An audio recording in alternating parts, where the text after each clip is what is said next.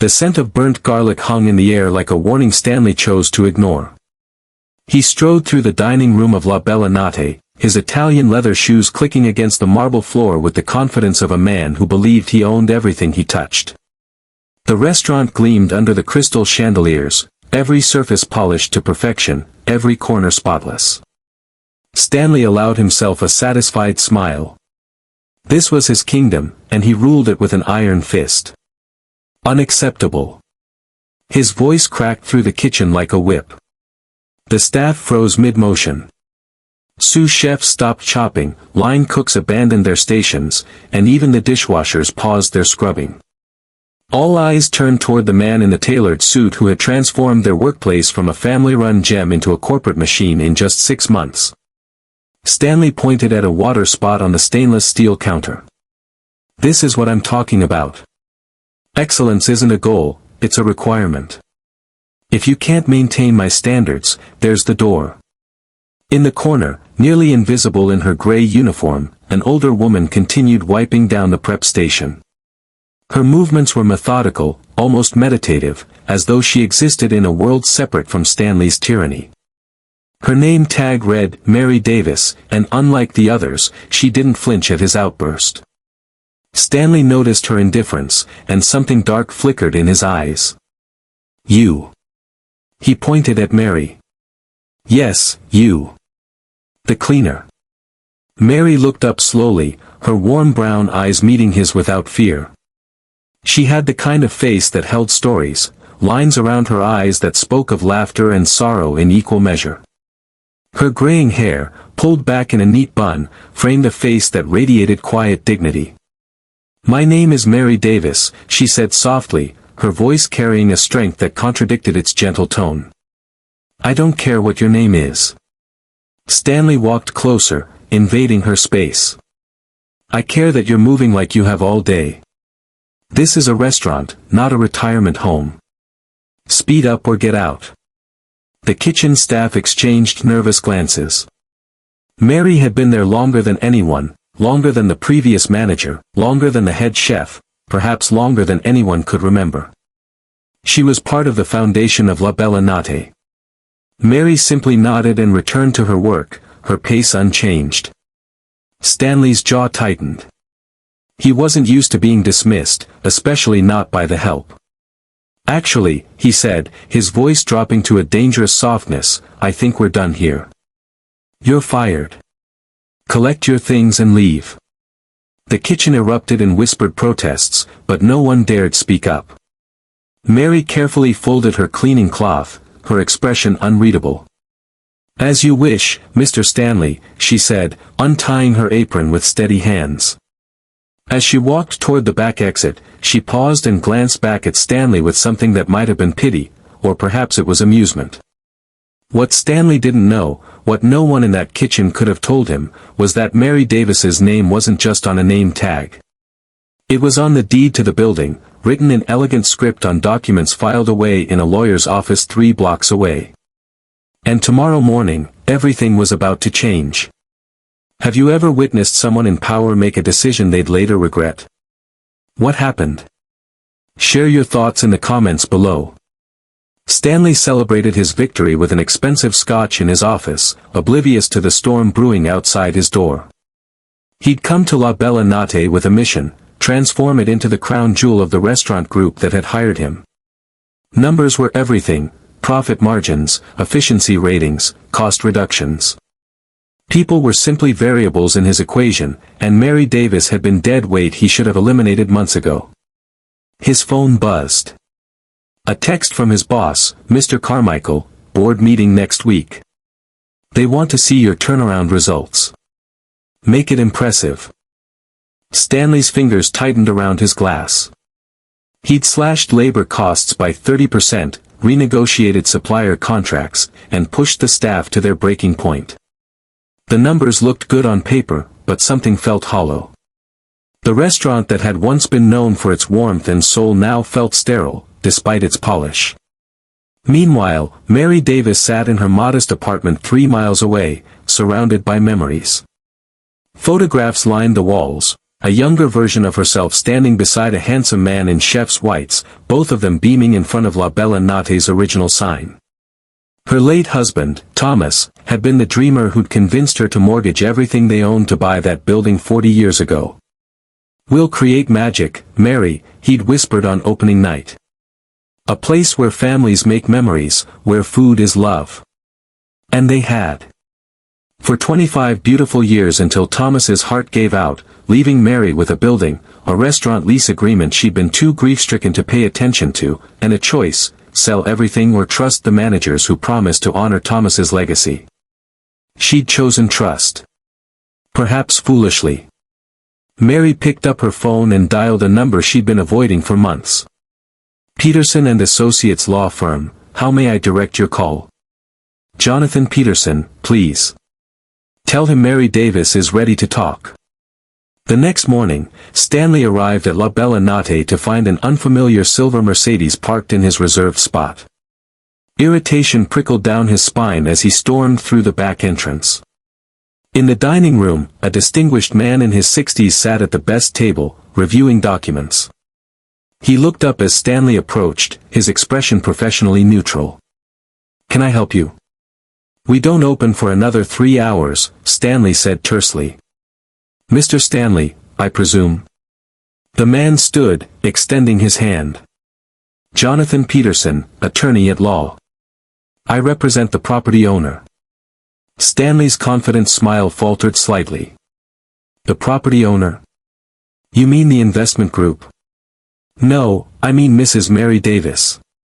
Peterson's words dropped like stones into still water. The color drained from Stanley's face. That's impossible. Mary is a cleaner. Mary Davis is the sole owner of this building and the land it sits on, Peterson said, pulling out a folder. She purchased it in 1985 with her late husband. She's been leasing it to your restaurant group since 2010 under terms that, I'm afraid, your company has been violating. Stanley's mouth opened and closed like a fish gasping for air.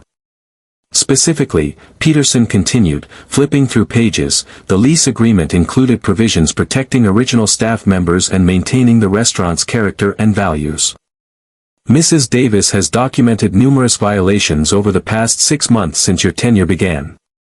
Yesterday's termination of her employment, a clear breach of contract, was simply the final straw. She was working here while owning the building. Stanley's mind reeled. Mrs. Davis never stopped being part of La Bella Notte's heart, even after her husband passed.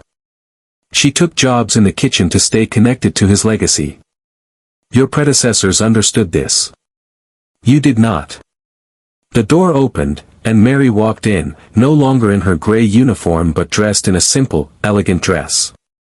She carried herself differently now, not subservient, but with the quiet authority of someone who'd been holding back her true power. "Hello, Stanley," she said softly. Stanley's world tilted on its axis as Mary approached. She moved with the same unhurried grace that had annoyed him yesterday, but now it read differently, not slowness, but certainty. "Mrs. Davis, there's been a misunderstanding," Stanley stammered, his carefully constructed confidence crumbling. "If I'd known. If you'd known, you would have treated me differently." Mary's voice remained gentle, but there was steel underneath. "That's precisely the problem, isn't it? You didn't treat me with basic human dignity because you thought I was powerless." Peterson laid out documents across the table. "Your company has 30 days to either comply with the original lease terms or vacate the premises. Mrs. Davis has already received inquiries from 3 other restaurant groups interested in the space." Stanley's career flashed before his eyes. Losing La Bella Notte would destroy his reputation. The board would never forgive this disaster. "Please," he said, the word tasting like ash. "Let me fix this." Mary studied him for a long moment. In the morning light streaming through the windows, Stanley saw something in her eyes he'd missed before, not weakness, but compassion worn thin by too many disappointments. "Why should I?" she asked simply. Stanley had no answer. Every justification he might have offered felt hollow against the weight of his own cruelty. My husband Thomas built this restaurant on a simple philosophy, Mary continued, moving to touch the walls as if drawing strength from them. He believed food wasn't just sustenance, it was connection. Every person who walked through these doors, whether customer or staff, deserved respect and warmth. You've turned his dream into a factory. I was just trying to improve the numbers, Stanley protested weakly. Numbers? Mary's voice sharpened. Let me tell you about numbers, Stanley. In the 6 months before you arrived, we had an 85% staff retention rate. Now it's 40%. Customer complaints have tripled. Yes, profit margins are up, but soul. Community. The things that made people drive across town to eat here. Those are dying. She pulled out her own folder, and Stanley realized with growing horror that Mary had been documenting everything, staff turnover rates, customer feedback, even photos of the cold, corporate decor he'd installed. I've watched you for 6 months, Mary said. I kept hoping you'd remember why restaurants exist. They're not just businesses, Stanley. They're gathering places. They're where families celebrate, where couples fall in love, where communities form. Thomas understood that. The managers before you understood that. But you? Stanley sank into a chair, genuinely seeing Mary for the first time. Why did you keep working as a cleaner if you owned the building? Mary's expression softened slightly. After Thomas died, this place was all I had left of him. I couldn't bear to just collect rent and walk away. So I found ways to stay close, helping in the kitchen, cleaning, watching his dream continue. Most managers welcomed me. They understood I wasn't there to interfere, just to be present. But I fired you, Stanley whispered. Yes. You did. Mary sat across from him. Without asking my story. Without wondering why someone my age was still working. Without basic curiosity about another human being. Peterson cleared his throat. Mrs. Davis, we should discuss. Mary raised a hand, silencing him. She leaned forward, her eyes locked on Stanley's. I'm going to ask you something, and I want the truth. Not the answer you think I want to hear. The truth. Stanley nodded, afraid to speak. Do you even like what you do? Mary asked. When you wake up in the morning, are you excited to come here? Or is this just another conquest, another line on your resume? The question pierced through every defense Stanley had constructed. His throat tightened with unexpected emotion. When was the last time you stopped to ask yourself if you're living authentically? Sometimes our biggest wake-up calls come from unexpected places. What's yours? Share below. Stanley's silence stretched long enough that Mary had her answer. I thought so, she said, standing. Mr. Peterson, please proceed with the eviction notice. Wait. Stanley shot to his feet. You're right. About everything. But please, give me a chance to make this right. Why should I believe you'll change? Mary's voice carried the weight of too many broken promises. Men like you don't transform overnight because they got caught. Stanley felt the walls closing in. His phone buzzed incessantly, probably his boss demanding updates. The staff would arrive in an hour, and he'd have to face them knowing his entire empire was crumbling. Everything he'd worked for, every strategic move he'd made, had led to this moment of complete failure. You're right, he admitted, his voice breaking. I don't deserve a second chance. But they do. He gestured toward the kitchen. The staff you're trying to protect, if you kick the restaurant group out, they lose their jobs too. I know you care about them. I've seen how they talk about you, how they looked devastated when I fired you. Mary's expression flickered. He'd found her pressure point. That's manipulative, Peterson warned. No, Stanley said, surprising himself with his honesty. It's true. I've destroyed morale here, but closing the restaurant entirely? That hurts everyone. He turned back to Mary. You asked if I like what I do. The truth? I used to. Before I became this corporate shark. I got my first kitchen job when I was 16, washing dishes at my uncle's diner. I loved it, the energy, the teamwork, the way a great meal could make someone's whole day better. He sat back down, exhausted. Somewhere along the way, I forgot that. I started chasing titles and salary bumps, thinking success meant being the hardest, the most ruthless. I turned into someone I don't even recognize. Mary remained standing, her face unreadable. My uncle would be ashamed of me, Stanley continued quietly. He used to say, Stanley, you can have the best food in the world, but if you serve it without heart, it's just fuel. I laughed at him. Called him old-fashioned. And when his diner struggled, I didn't help. I was too busy climbing the corporate ladder. He looked up at Mary with red-rimmed eyes. He closed down last year. Died 3 months later. I didn't even make it to his funeral because I had a crucial board meeting. The restaurant fell silent except for the distant hum of refrigerators. Mary sat back down slowly. What was your uncle's name? Robert. Bobby's Place, it was called. Nothing fancy, just real. I knew Bobby's Place, Mary said softly, surprising them both. Thomas and I used to eat there when we first started dating, before we had money for anything fancy. Your uncle made the best meatloaf in 3 counties. Always had a kind word for everyone.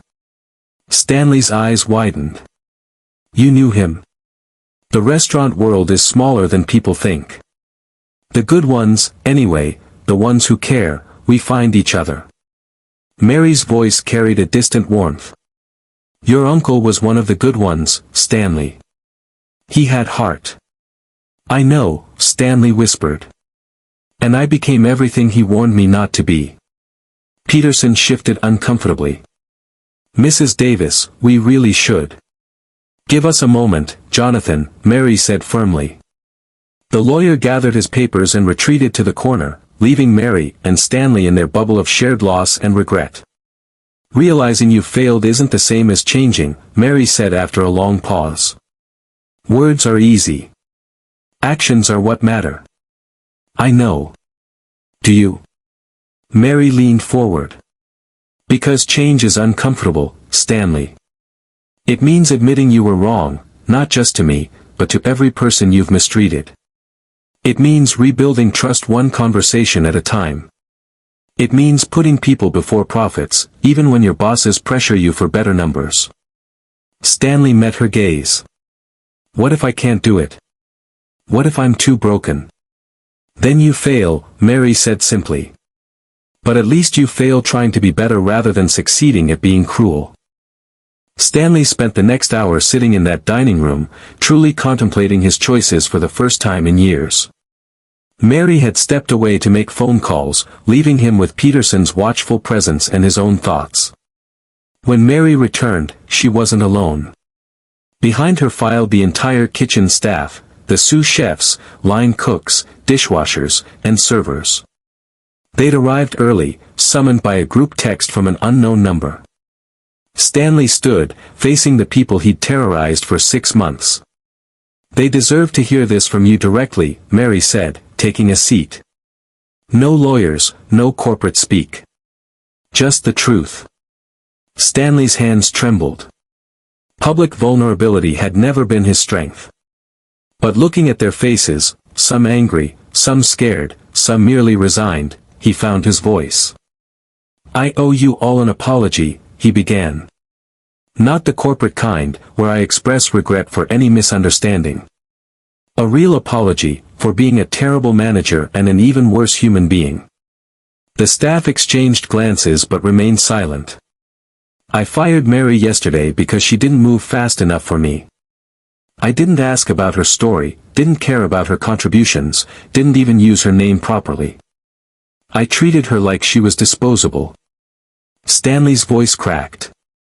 What I didn't know, what I should have known, is that she owns this building. She built this place with her late husband 40 years ago. And I threw her out like garbage. A collective gasp rippled through the group. But that's not even the worst part, Stanley continued. The worst part is that I've treated all of you the same way. Like numbers on a spreadsheet instead of people with lives and dreams and families. I pushed you too hard, criticized too harshly, and never once asked if you were okay. Carlos, the head chef who'd been there for 15 years, stepped forward. Why should we believe this isn't just damage control? You shouldn't, Stanley admitted. I've given you no reason to trust me. But Mrs. Davis has given me a choice. I can walk away right now, and she'll bring in new management. The restaurant might even be better off without me. So why are you still here? Asked Jennifer, a young server whose mistake Stanley had publicly shamed just last week. Stanley looked at Mary, who watched him with those knowing eyes. Because running away is what the old Stanley would do. And I'm trying, really trying, to be different. He turned back to the staff. Mrs. Davis is giving me 30 days to prove I can change. That I can honor the vision she and her husband had for this place. But I can't do it alone. I need your help, not as employees I boss around, but as partners who know this restaurant better than I ever will.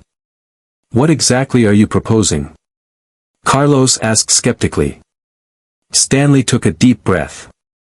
Starting today, we go back to the original values.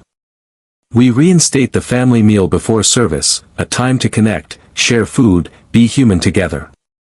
We restore the staff input meetings that I canceled. We bring back the Employee of the Month program that celebrates heart, not just efficiency. And, he looked at Mary, we honor the people who built this place by listening to their wisdom. That sounds nice in theory, Jennifer said, her voice still guarded. But what about when your bosses demand their numbers? When corporate pushes back? Then I fight for you, Stanley said firmly. And if they don't like it, they can fire me. But I won't compromise your dignity again. That's my promise. Mary stood and walked to the center of the room. I want to be clear about something. I'm not doing this for Stanley. I'm doing this for all of you, and for Thomas's legacy. If this doesn't work, if Stanley falls back into old patterns, the lease agreement gives me grounds to terminate. But everyone deserves a chance at redemption. She turned to Stanley. You have 30 days to show me that La Bella Notte can be what it was meant to be. Not through profit margins, but through how you treat people. Through whether customers leave feeling nourished in body and spirit. Through whether this staff feels valued and heard. And if I succeed? Stanley asked. Then we renegotiate the lease terms with protections in place. You get to stay, but with accountability built in. Jonathan will draft an addendum that includes staff welfare metrics, not just financial ones. Mary's eyes softened slightly. Your Uncle Bobby would have understood this, Stanley. Profit matters, but people matter more. Stanley nodded, feeling the weight of responsibility settle on his shoulders, but this time, it felt right instead of burdensome.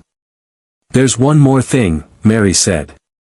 She walked to the kitchen and returned with her gray cleaning uniform. I'd like my job back. Stanley's eyes widened. Mrs. Davis, you don't need to. I know I don't need to. I want to. This is my husband's legacy, and I'm not ready to just observe from a distance. If you're serious about changing this place, then I'm going to be here to help. Not as the owner hovering over your shoulder, but as part of the team. The way it should have been all along. She extended her hand. Do we have an agreement? Stanley took her hand, feeling the calluses earned from decades of honest work. We do. And Mary? Thank you. For seeing something worth saving in me. I'm not saving you, Stanley. You have to do that yourself. I'm just giving you the space to try. 28 days later, La Bella Notte buzzed with an energy it hadn't felt in years. Stanley stood in the kitchen during the pre-service family meal, watching his team laugh and share stories over plates of Carlos's famous lasagna. It had become his favorite part of each day, this moment when they weren't manager and staff, but simply people breaking bread together. Mary sat at the far end of the table, still wearing her gray uniform, though everyone now understood she could have worn anything she wanted. She caught Stanley's eye and gave him a small nod of approval. The changes hadn't been easy.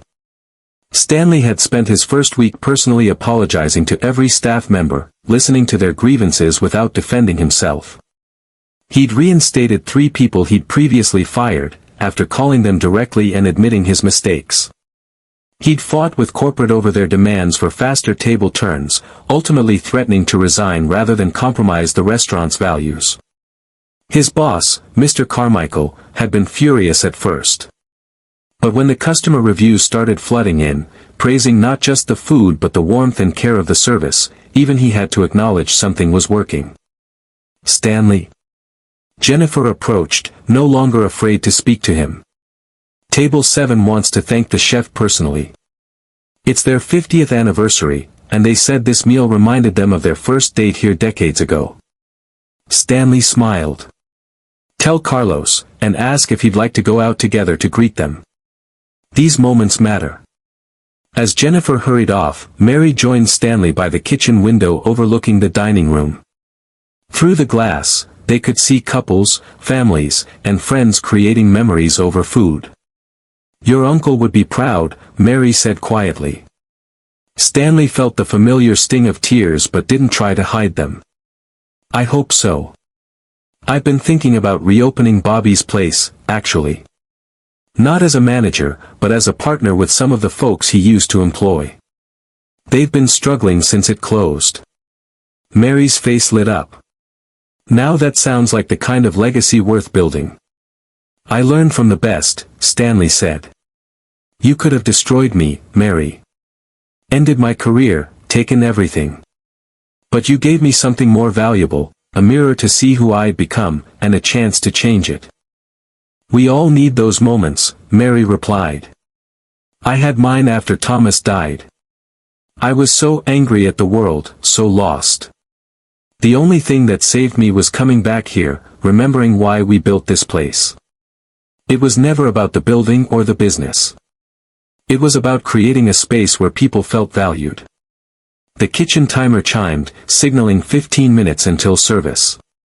Before we open, Stanley announced to the team, I want to share something.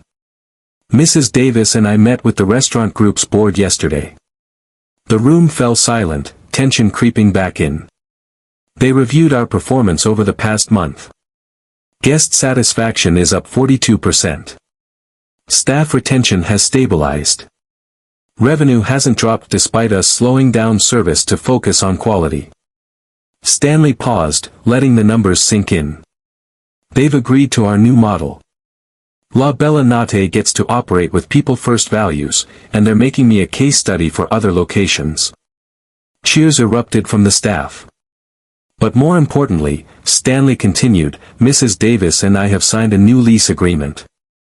She's officially rejoining the team as our cultural ambassador and keeper of La Bella Notte's soul. Which is just a fancy way of saying she's going to make sure I don't forget these lessons. Mary stood, raising her water glass. To Thomas, who dreamed of this place. To Stanley, who found his way back to what matters. And to all of you, who make La Bella Notte more than just a restaurant. You make it a home. They clinked glasses, and Stanley felt something shift inside him, not the hollow satisfaction of a closed deal, but genuine contentment. As service began and the dining room filled with guests, Stanley found himself pausing to truly see each person, not as revenue or table turnover rates, but as human beings deserving respect and care. When he passed Mary in the hallway, both of them carrying serving trays to help the overwhelmed waitstaff, they shared a knowing smile. Later that night, after the last guest had departed and the cleanup was complete, Stanley sat in his office reviewing paperwork. But instead of profit and loss statements, he was reading staff feedback forms he'd implemented, simple cards asking how people were doing, what they needed, what would make their jobs better. A knock interrupted his reading. Carlos leaned in. Heading out, boss. Great service tonight. Thanks to you and the team, Stanley replied. Hey, Carlos. I never properly apologized for that time I criticized your plating in front of the entire kitchen. That was unprofessional and cruel. I'm sorry. Carlos nodded slowly. Apology accepted. You know what though? I see it now, you really are trying. That means something. After Carlos left, Mary appeared in the doorway, having changed out of her uniform into her street clothes. Long day? She asked. Good day, Stanley corrected. Mary, can I ask you something? Why did you really give me that second chance? The truth? Mary considered this, then smiled. Because I saw my Thomas in you. Not who you were, but who you could become. He wasn't always the wise, patient man everyone remembers. When we first opened this place, he was stressed, harsh, demanding. It nearly broke us. What changed him? An old woman came in one night, right before closing.